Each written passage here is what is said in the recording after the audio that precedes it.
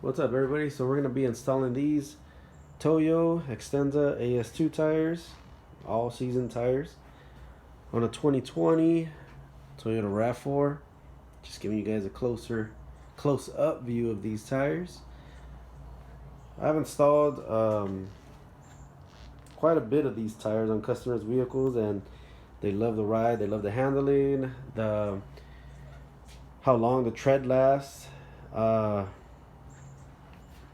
And the ride of these tires. So a little bit about them. They deliver better wet performance. It improves fuel efficiency. Creates a more even contact pressure with the road surface for improved braking and handling. Minimizes irregular wear for longer tread life. Smooth, quiet ride. Improved wet and dry performance. Okay, this comes with the manufacturer warranty of 75,000 miles. So that's more or less what the tread should last you. If you got, everything good with your vehicle, it's aligned, you're good with the rotation. It doesn't come with exactly 12. The specs say 11 and a half, so we're there, 11 and a half, 30 seconds tread depth. Tread depth, not thread depth. All right, tread depth. And so we're gonna go ahead and install these. I'll show you guys the installation process, balancing, and how they look when they're on there, when they're on the vehicle.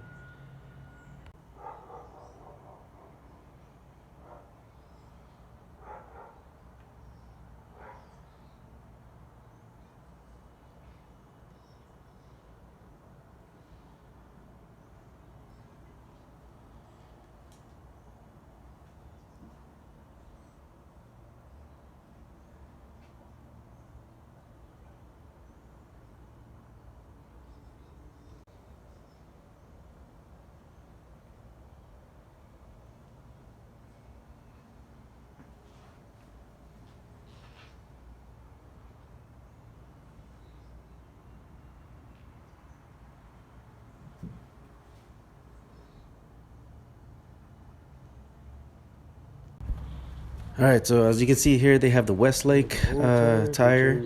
They only had one Westlake tire in the rear, and then the rest were the Firestone tires.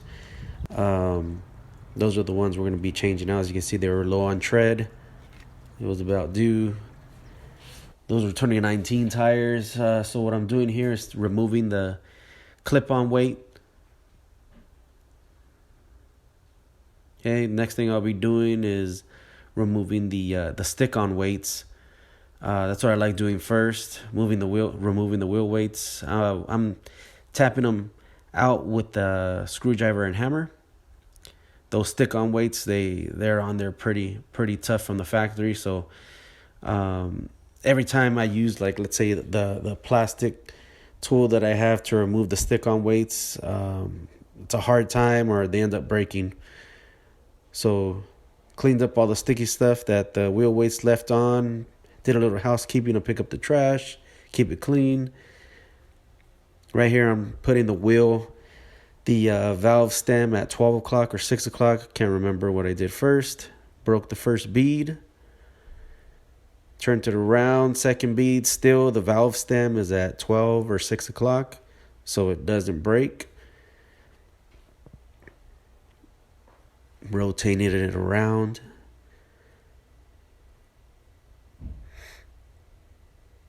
I like lubing up the inside of the bead right there before putting it on the machine, opening up the clamps, making sure it's on there good, lubing it up. Soap and water, that's what I use. Okay, I'm going to be rotating the valve stem to go directly under the duck head. That way we don't snap the TPMS sensors. And rotating it, not going too fast, just at my own pace, making sure we're not going to scratch the customer's wheels. These, well, as you can see right here, you'll check out the TPMS sensor. How it's clear, it's not going to get damaged. That's why you want it right under the duck head when removing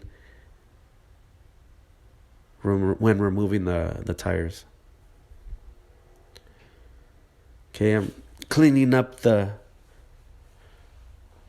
bead area where the tire bead is gonna sit, so it seals properly. Cleaning all that gunk off. Like I said, first time, this is like the first tire change. Only that one Westlake that they had on there, they bought used, but for the rest, the Firestones, this is going to be the first tire change on this vehicle. So the rim was in pretty good shape. Okay, getting the first Toyo tire. Taking off the sticker. I like taking off that sticker. It goes that damn bee that was bugging me. Freaking guy. Anyways, lubing up the tire on both ends. Like, it's still bugging me, man. I think I sprayed it with some, not sprayed it, but put some air on it, and it finally flew away. Putting the first bead on. The TPMS sensor is opposite the duck head. And then I'm going to throw the second bead on there. And these are pretty simple. They're not low pros where, you do got to be very careful. You need another tool to put it on or whatever. So what I'm going to be doing next, I figure out that a lot of times the 225, 65 17s, 235, 60 or 65 17s also have a tough time catching air. Just like the 215, 60 16s, I do get sometimes where it's just tough to get air in there so the beads can seal. So what I'm doing here is I'm gonna get the cheetah that I have and I'll blow some air in there so the beads sit and I can start inflating it with some air. The Coates tire changer has like an inflator on there where it throws out a lot of air to seat the beads, but I just like using the cheetah. The cheetah works a lot better for me. It's a lot cooler too. So I'm inflating the cheetah. I usually put like around 80 PSI on there. It's probably too much anyways, especially for a little tire like this. Okay, I'm putting my clip-on air chuck on there. While that's pumping air into the tire, I'm gonna be releasing the cheetah. There you go. It's finally catching air. And the first bead popped on the bottom. Now I'm just waiting for the next bead on top to pop, to sit, and then I'll inflate it to the right PSI. What I usually like doing is inflating, especially car tires or little truck tires or whatever. I'm getting my valve core here and my valve core tool. Putting that in, torquing it up. Torquing up the valve core. So I take it over here on the machine because I have my gauge over there. And what I like doing is setting it all just to 40 PSI. And then just when I put it back on the vehicle, before the customer leaves, I check it again, drop it down to whatever PSI it asks for per spec on the vehicle. So I'm mounting the first wheel on the balancer. I just found the cone, threw it in there, the cone that fits, perfectly on the center to center the wheel. And right now, I'm just working on the second one, doing the same thing. taking out the clip-on weight, throwing that in the trash, taking off the center cap, and that's just punching it out with the plastic wheel weight scraper. As that B's back again. Anyways, right here I'm just tapping on the weight. I'm not tapping on the rim to scrape off the weight, the sticky weight. I'm hitting the weight itself. Those are pretty thick, so I'm not scratching the wheel at all. Then I get my scraper tool, a plastic one, and take off that sticky stuff that the wheel weights leave on there. Why do you want to take that stuff off and clean it off? Because usually when you're balancing, a lot of times where you have to balance, it's going to be in that same spot. And then it just makes life easier, because when it's on the balancer, to be cleaning that stuff off, I mean, it's kind of a lot harder. Might as well do it outside where you have more room. All right, breaking the first bead again, second bead, throwing some lube on there. Like I said, it's just soapy water.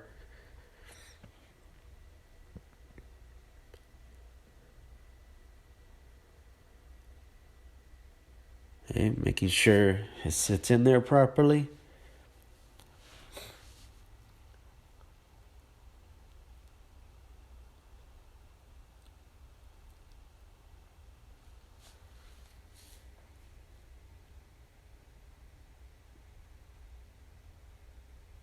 Starting at the valve stem where the TPMS sensor is at, so it doesn't damage it.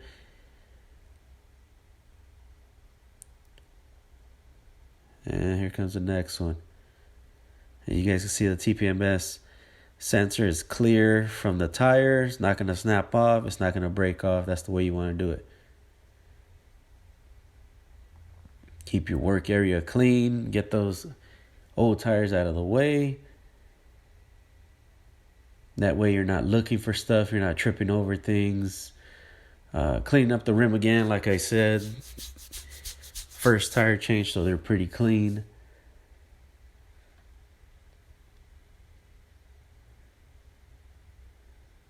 But you just want to keep everything clean. That way everything seals properly, seals good, and you don't have any customer complaints, no problems, no nothing. Everything's done right. So these tires are not directional tires.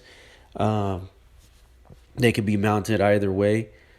But they do have the yellow marking. This one only has the yellow. As you know, some tires have the red marking and the yellow marking, but this one has the yellow one only. So what I like doing is, if it just has, like this one, it had the yellow one, I would match the yellow marking to go with the valve stem where the TPMS sensor is at. Line those two up, and it just aids in your balancing, makes it a lot more better.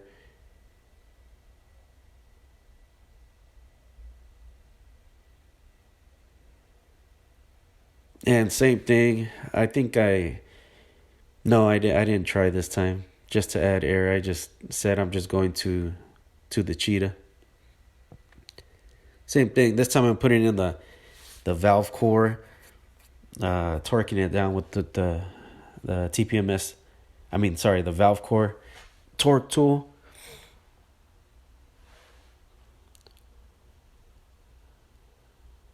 Getting the cheetah, gonna fill it up. Like I said, I just put around 60, 80 PSI just to seat the beads. Thumbs up, everything's going good.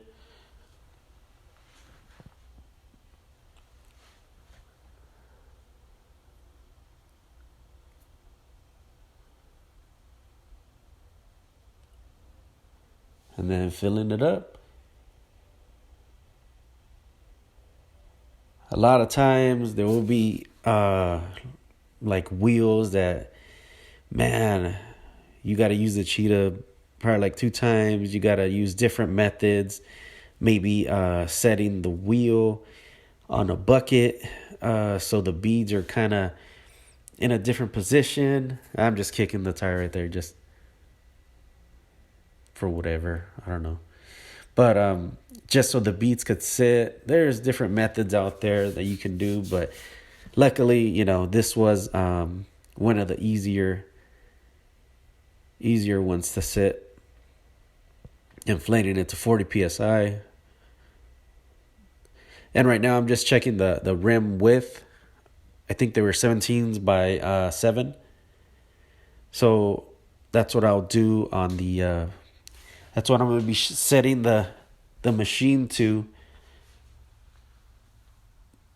I'll be setting the width to 7. And then just extend the arm to go to the wheel and drop the hood, making sure the assembly's on there good. It's not too wobbly. And it gives me my first measurement. I think the first measurement was 50 ounces on the inside. So I'm throwing, what I usually use is just stick-on weights. Unless it's a steel wheel, even though if it has a lip to put clip-on weights, I try to avoid that. The sticky weights are a lot easier. And, they look a lot better anyways. So the only time I use clip-on is really just steel rims. Okay, dropping it one more time just to see if it balanced out correctly. It did. Taking it off the machine.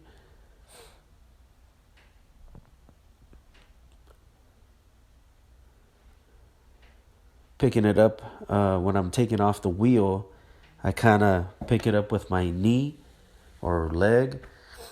That way I don't damage my machine. Same thing when putting it on. You kind of want to support it with your thigh, your knee. Center it. You just want to be careful sometimes when setting it up this way, because sometimes it could be too close to the rim, that lock nut, and you could scrape it if you're not careful. So just, take your time.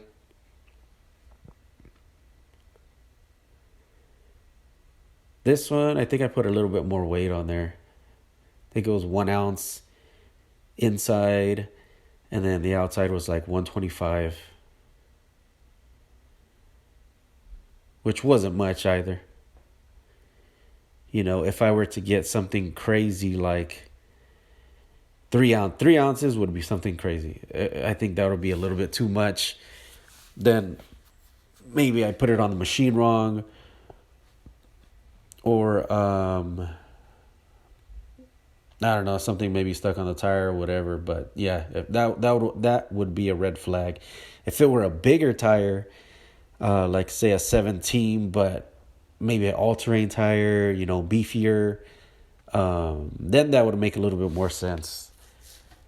But something like this, 2 ounces, 2 1/4, maybe the highest that I would get. All right, that one's zeroed out.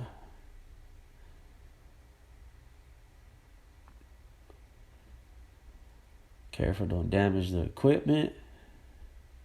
We're now getting the next 2.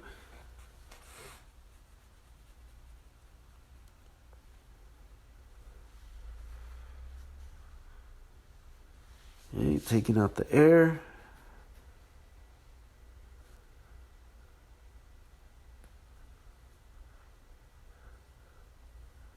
What am I looking for? Oh, I think I was looking for the control for the TV.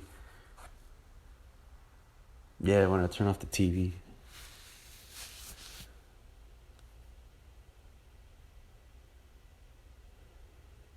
Okay, same thing. This one didn't have clip-on weights. I think this is the Westlake tire. The other Firestone tires they flex a lot more. So like, let's say taking them off and putting them on is a lot easier. Just because I'm not, these Westlake tires are a lot stiffer. Um, so when removing them, you got to be a little bit more careful because if you don't use wheel protectors or whatever, your bar can apply too much pressure to the rim when you're trying to take it off, and you can't scrape the rim. So what I did here is I put wheel protectors to remove the second bead because there was a little bit too much pressure on the from the bar to the rim. And I don't want to damage it. So always you always want to protect your customers' wheels. You know, make your job look good and not damage their wheels, not damage their car, leave it better than it did when it got here.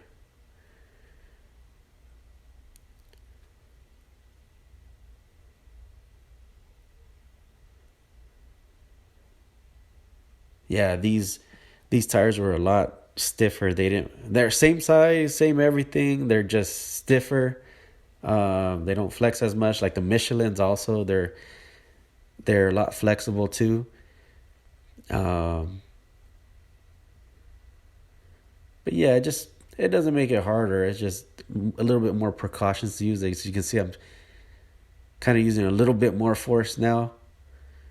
And this is where I'm like, okay, well, it's time to use a protector on the next one. So I get one of the wheel protectors that I have right there hanging to take the second bead off. Now I'm adjusting it there, adjusting the duck head so the space is good enough for the wheel protector.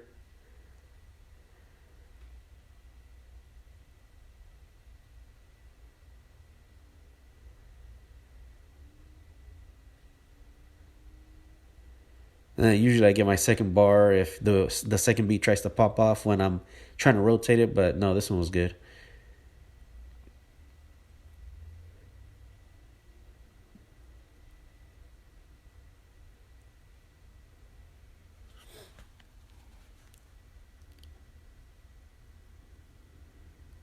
Okay, put the wheel protector back. I got a couple there that I use from time to time.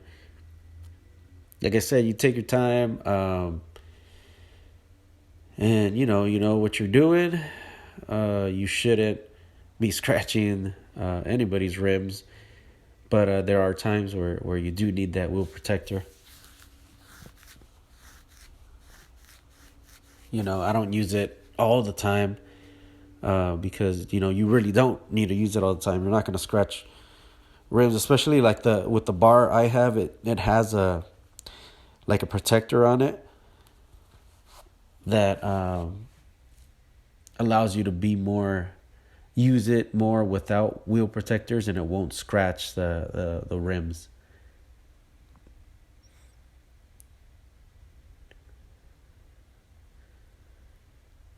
Okay, putting the first bead on. Yeah, like I said, maybe on the mounting of those Westlake tires, if I were to get new Westlake tires and mount those on there, they would probably be a little bit more stiffer to put on there. Not as easy as probably this. These Toyos are pretty easy to mount onto.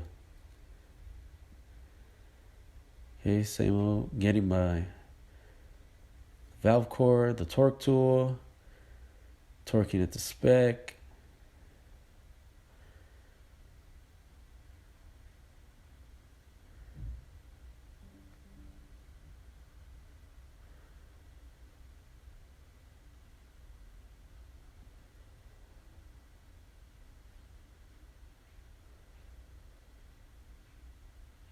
Okay, waiting for the cheetah. On big rigs, because I do big rigs also, usually the same thing. I inflate it to the same. I mean, I load up the cheetah with around 80 to 100 psi. No, it depends. You kind of, when you're out on the field, you kind of know what you need for which application. Um, And like I said, some tires are a pain, man, to get the beads to sit, and some are just really easy. Some you don't even, the majority that I do, I don't need the cheetah here. I just use it for like big rigs, mostly. When it comes to, let's say, off-roading tires or all-terrain tires, then I want to say 50% of the time, yeah, I do use them. But car tires don't really use it that much. The beads will sit on their own when you're inflating.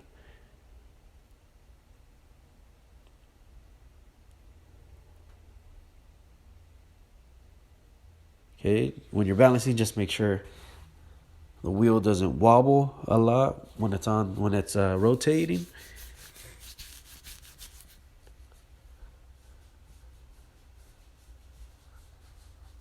And out of these 4 tires, I think where the previous weights were at, maybe it was this one.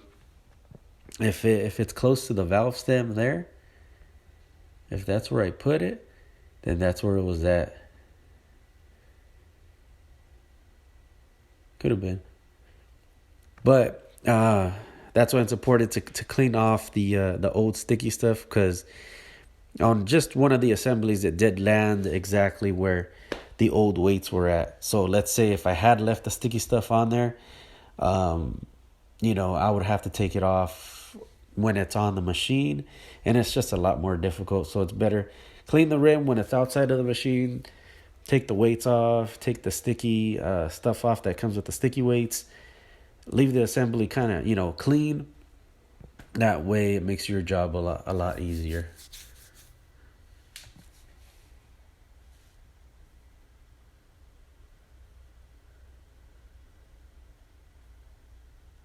Ready. I have one more to go.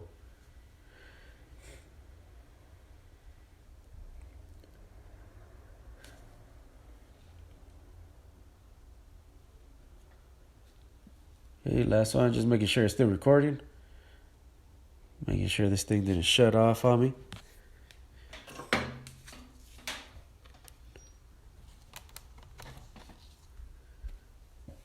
Took out the center cap. This one did have clip-on weights.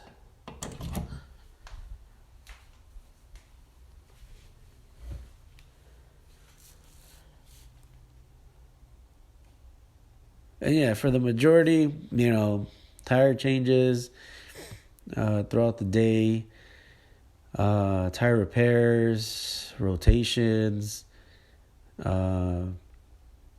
But this will usually take me, like the videos are around 30-something minutes long, but for 4 tires, it'll usually take just myself around 45 minutes to do all 4. And it's just me working here at the shop.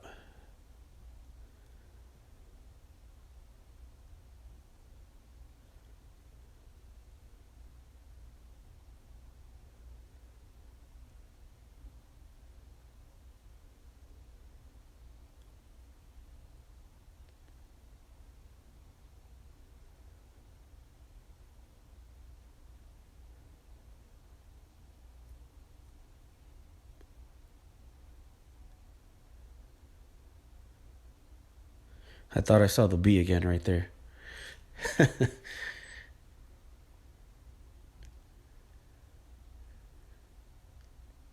Oh, this one slipped out. Calm down, calm down.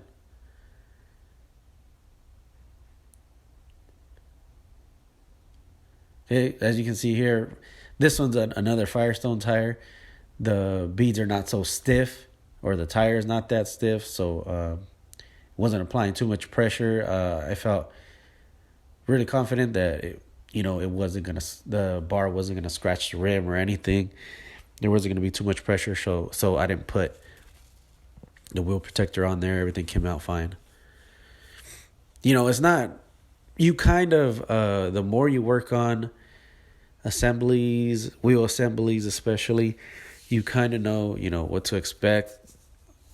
Um, and it's like it just comes to you. You'll say, "Oh man, this one's gonna need a wheel protector," or "Oh, uh, it'll be easier if we mount the tires this way," or the more you do stuff, the more you figure stuff out, and then what to use, and when to use it, how to use it. So didn't need the wheel protectors on this one, but still needed the cheetah.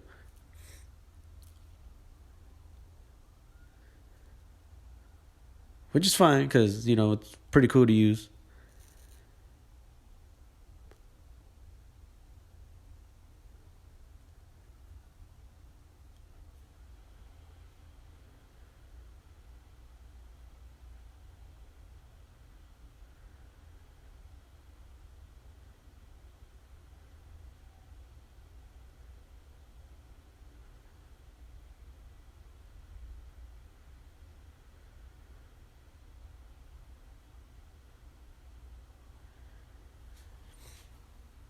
Okay, inflating it there. Waiting for both beads to pop.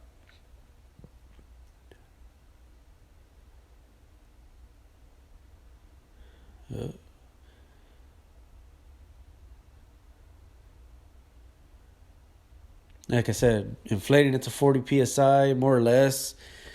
And then I usually just check it at the end before finishing up the whole job. I recheck the air, recheck the side door panel of the vehicle, and inflate it to that spec.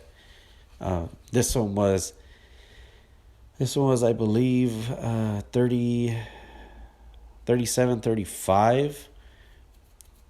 I don't even remember. One of those two.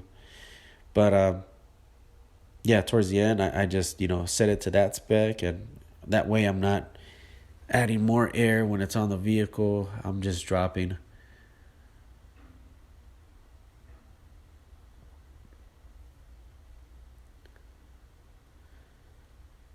Okay, balancing this last tire. So I would put this tire, this wheel assembly back to where it needs to go, mount it on the vehicle.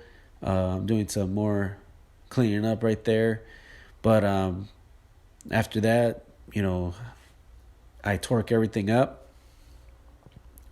And I always start from, it's like when you're trained to do a TPMS relearn or the TPMS, how to test the sensors. You kind of start from driver's side front, and then you go to passenger side front, and then the right rear, and then the left rear. That's where you end. So that's where I start when I do the torquing process.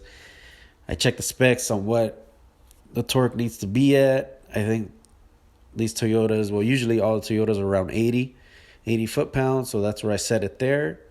And then that's where I start from the front, left, front right, right rear, and then left rear. So these are the tires on the vehicle, ready to go. Well, I thank you guys for watching. Thank you guys for hanging out and just checking out and what a tire shop goes through for around 45 minutes of life. Life in a tire shop for 45 minutes. Thanks for watching, guys. See you on the next one.